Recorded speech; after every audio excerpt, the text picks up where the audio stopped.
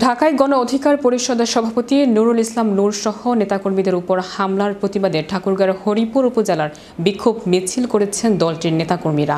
সকালে মিছিল শেষে হরিপুর উপজেলার জাতীয় পার্টিকে স্বৈরাচার বলে তাদের দলীয় কার্যালয় ভাঙচুর করেন গণ অধিকার পরিষদের নেতাকর্মীরা।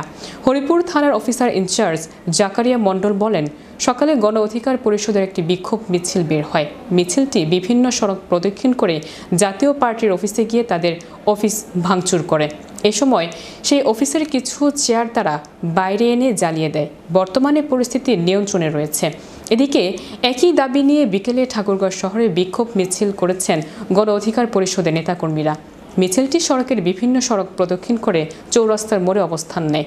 এ সময় বক্তারা গণ অধিকার পরিষদের সভাপতি নুরুল ইসলাম নূর সহ নেতাকর্মীদের উপর হামলার তীব্র নিন্দা ও প্রতিবাদ জানান।